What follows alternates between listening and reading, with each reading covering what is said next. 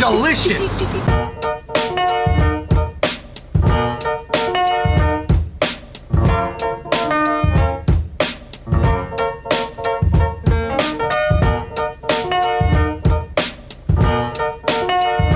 What's going on, everybody? We are with a New York friend here in LA, Ryan Benson. What's up, guys? Half Irish, half Filipino. My dad immigrated from Ireland when he was 18, and he's been in the States ever since. Wait, so your dad and mom are kind of like fobs?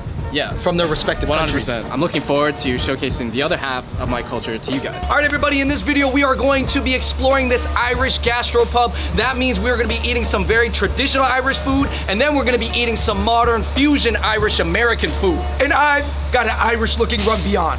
Let's go.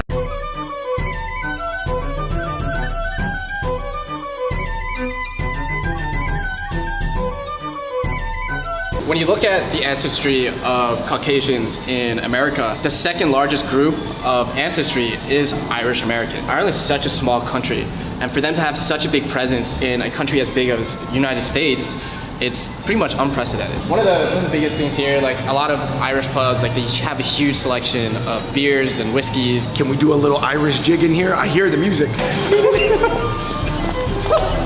I can't. All right, guys, so here we have our appetizers. On the left side, we have our more traditional Irish fare. This is the Irish stew. So this dish actually comes with beef. In Ireland, it's actually more traditional to have it with lamb or mutton. Irish stew with mashed potatoes. There's a lot of flavor in here. It's really nice to have like the different vegetables, like the carrots and the celery. I thought it was really interesting with the amount of mashed potatoes that are in here. Yeah. And obviously, that is a deserved stereotype of Irish food that is very potato heavy. Potato heavy. Irish nachos. On the Irish nachos, they put in corned beef, bacon, cheese. That pastrami too. Pastrami too. For the Irish, I think that's more Irish American, kind of Jewish American. Jewish American, yeah. There's some Jewish elements because like, I think Jewish food is so popular in New York and on the East Coast, and like Irish people are heavily from the East Coast. Yeah. They're good. They're really good. These are house-made potato chips. Yo, surprisingly, I thought this was gonna be too salty and too fatty. And it's honestly like perfectly. We got clam chowder tots. Galway, where my family's from, is known for their oysters and their seafood. There's an oyster fest like every single year that celebrates like Irish oysters. Oh, this clam chowder is good. That's really good. To speak to your point about Irish seafood, the clam chowder is really solid. Coming up next, we got clam chowder. I don't eat that much clam chowder, but when I do, I like it with clam shells in it.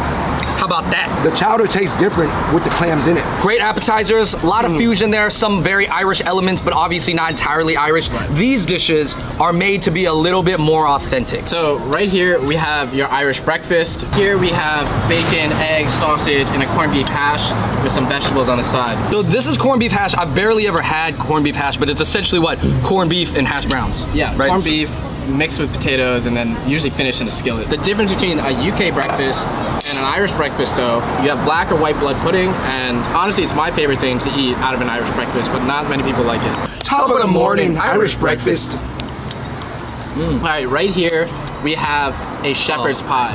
Now, most shepherd's pie is made with lamb. Beef was expensive. Like it was only for the rich people, right? Yeah, it was only for the rich people. So people would eat a lot of lamb, mutton, and a lot of offal too back in the old days. OFFAL, the intestines of boiled sheep. Shepherd's pie. That's good. It's kind of like a lamb stew with mashed potatoes and cheese. I would say the potato profile and the shepherd's pie, those were more pronounced. So here we have Limerick's edition of a Scotch egg. Now a Scotch egg is usually an egg wrapped in minced meat and then deep fried. Sounds like some crazy like Japanese invention. Yeah. It kind of looks like katsu. Here we have a Guinness mustard, so they kind of put like their own like Irish twist on it. Oh yeah, split it. Oh my gosh. Oh my god. The Scotch egg. Honestly, it's one of the hardest dishes to cook properly. Cilantro.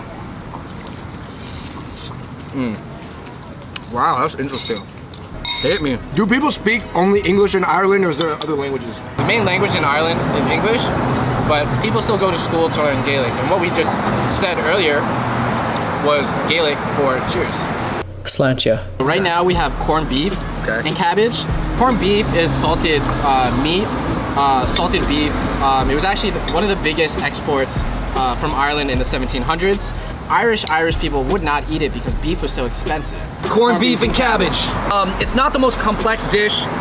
It's not like the most like party dish either, but it's good. It has everything you need. It's low carb, has some potatoes in it. So the first thing that I do when I go to Ireland, there's this fish and chip restaurant in Galway called McDonald's, and they serve the best fish and chips in Ireland. All right, so here we have some grilled green peas with bacon. Fish and chips.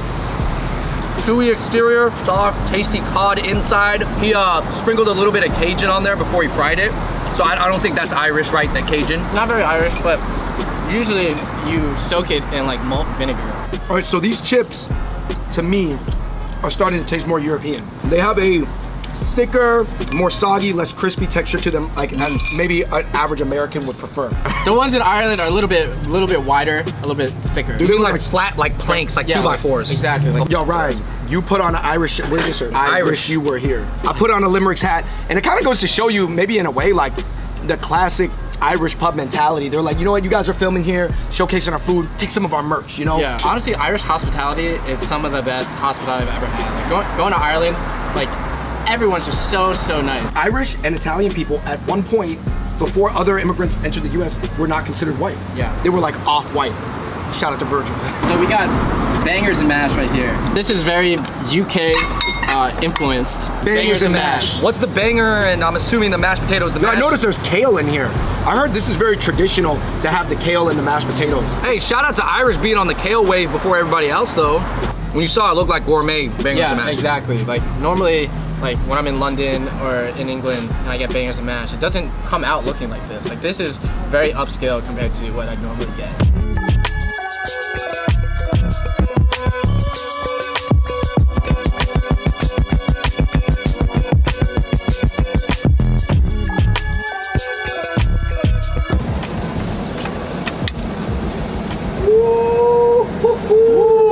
Yeah, that's what I'm talking about. Tell me that don't look good. Tell me that doesn't look delicious. But you said this is more Irish American. I would say this is a Jewish sandwich. All right, so it's more Jewish, but it uses corned beef, which is Irish. Yes. The invention of the Reuben is, yeah, obviously invented, I think, by a Jewish person. I feel like some Irish American family are taking it on as like, well, it's corned beef and it's tasty, so let's eat it. Oh my gosh, look at this. This is one of the last things you would ever let in a video. Okay, all right.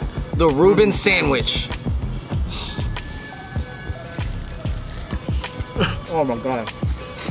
You know, honestly, this Reuben this might be heresy to say, this is just as good as any Reuben I've had in New York City. Yeah, It's better than Cats. This is better than Cats, for sure. Oh, that was hella good. The amount of cheese, just the right amount of sauerkraut, a lot of corned beef, but not too much. Question is it better than Jane Pang's Reuben back in the day? The one that I fell in love with. Objectively, at first. It is. But there's something about a homemade Reuben, of course, that's beautiful in itself. But man, this is delicious. You know what'd be good to wash this down with? A nice cold pint of Guinness. Let's do it. Oh man. Yo man, this is cool. I need to wash some down. All right, guys, welcome to Limericks. I'm Lindsay. This is our Limericks Old Fashioned, one of our signature drinks. Go ahead and take it. Take a try. It's pretty good. We make it with Jameson Black Barrel. It has bitters. It has an orange peel in it that we muddle, and then it comes with a cherry. Very citrusy, I like it. Yeah. So guys, what color would you say this Guinness is? That's almost black. Black? It looks like Coke. So when you take a Guinness up and you hold it to the light, it actually comes out as a dark ruby red drink. What kind of sets it apart from a normal beer is that super creamy foam, and that comes from being cast with nitrogen. Sláinte. Cheers to the Irish. Man, that foam is like, bubbles are really small. Bubbles are super small because of the nitrogen. Usually the CO2 is like the bubbles are like a lot larger, and so you don't get this like nice creamy foam that you would. This almost tastes like a meal in and of itself. Yes, Dude, yeah. good thing we ate all that hearty food because we're having hearty beer. And if I didn't have hearty food, I would be red right now. All right, guys, we got some burgers.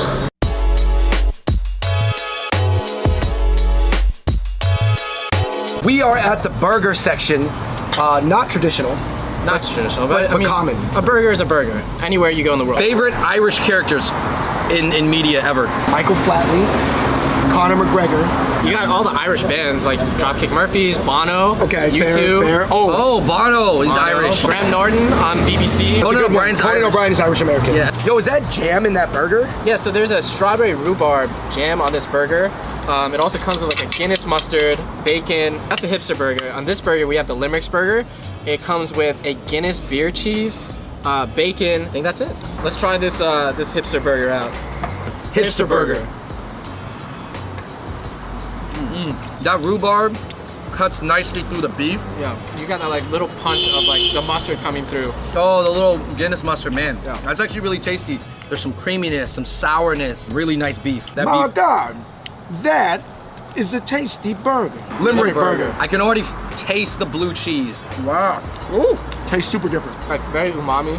Now that blue Yo, cheese I is like the other kicking. one, but I might have to say this one is tastier. It hits you with that salt, and then you get like that funk of the blue cheese, the porkiness of like the bacon. It's super good burger. One of the partners here at Limerick Tavern, he got a surprise for us. It's gonna be crazy though. It's gonna wow you. Be ready.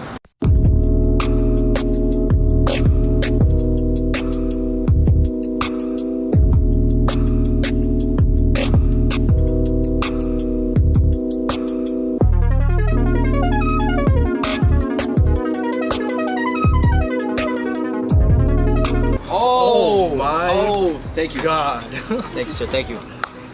Wow. My goodness. Look at this is a 60 ounce dry aged steak. 30 days. 30 days dry aged. So they're not playing around here at Limericks. Oh, fee, fi, fo, fum. I smell the blood of an Irishman. I'll hold the other end of the tomahawk to make it. Okay, we're getting there. Getting to the rare pieces. Yeah, you know, my Irish accent's been settling back in since the beginning of the video. Yeah. I think it's all the mention of Conor McGregor. Dry aged tomahawk. Wow. Primal. One thing about this tomahawk steak I gotta say, so I had this kind of like salty, peppery crust that he was seasoning on, and the mashed potatoes really balance out the salt a lot. It makes it super, super tender. Like when you dry age meat, it takes a lot of the moisture out and you lose some weight, but the muscle fibers become super, super, super tender. If you guys have ever seen a steak get dry aged, obviously it's moldy on the outside, but they cut off the outside. Yeah. And then what we're eating is the inside, the non-moldy part, obviously. Right. Throughout this whole experience, I feel like I learned about a piece of Americana that I knew on the surface, but I hadn't delved very deep into. Why do Irish people all fight like this? I'm just kidding. What was your favorite thing you had today? Honestly, the bangers and mash was like one of the best bangers and mash I've ever had. For me, I actually really enjoyed the corned beef. So number one, obviously the Reuben sandwich. You guys can agree, it was delicious. It was. Oh my goodness, off the hook. All right, guys. Well, I think Dennis has one more surprise for us over at the bar. Some Irish whiskey. Irish whiskey. All right, you know what? We're gonna do our major takeaways at the bar. So right now they have a lineup of very distinct whiskeys. Right now we have a Jameson 18-year, a Hakushu 12-year, which is actually extinct. They no longer distill that, and a Yamazaki 18-year. It was only until recently that Japanese whiskeys became like super popular as they won like whiskey of the year. You have this dichotomy of like Irish whiskeys versus Japanese whiskeys. So we're gonna try the Jameson 18 right now first. It's gonna give you a smoother taste and then a better flavor. Wow, there's actually no burn on that Jameson. Normally, like when you go to the club or you like go to open up like a bottle of Jameson, you kind of have to let it air out a little bit, or else it gets like super, super harsh. This was like super full-bodied, very sweet. No, went down pretty easy. Nope. Literally, all the Irish pubs I've been to, this has definitely been some of the best food that I've gotten, and it's been cool to kind of have traditional Irish food as close to authentic as possible, with the Irish American like cuisine as well. Me myself, I do like Japanese whiskeys just a little bit better. It's gonna How would you say it differs? well, it's gonna give you more of an oak taste. You like right off the bat, it has a much more pungent smell than the Jameson.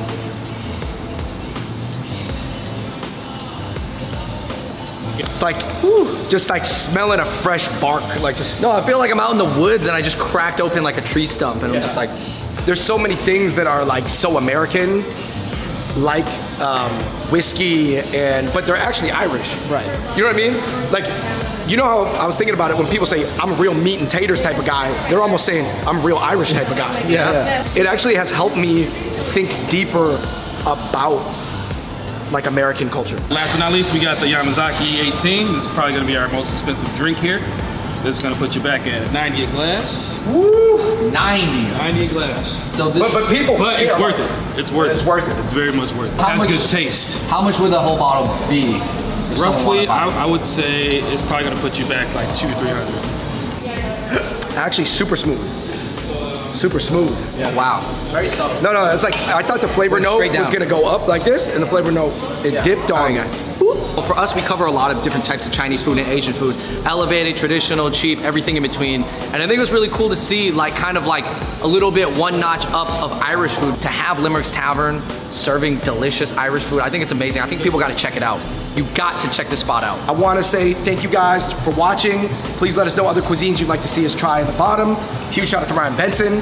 Follow him on social media.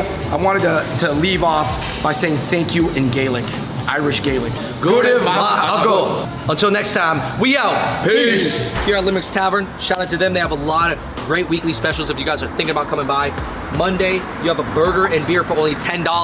That is a crazy good deal. Tuesday, you got steak and beer for $15. Wednesday, you got half off wings and wine and whiskey. And then Thursday, they have Taco Thursday. $1.50 each. Sunday, all day happy hour, guys. Definitely check out Limerick's Tavern. It's out here in Alhambra. This is not really a place that you would expect to see an authentic or even just elevated Irish gastropub, but man, the food here is at the right standard of all the other great food out here. So check it out.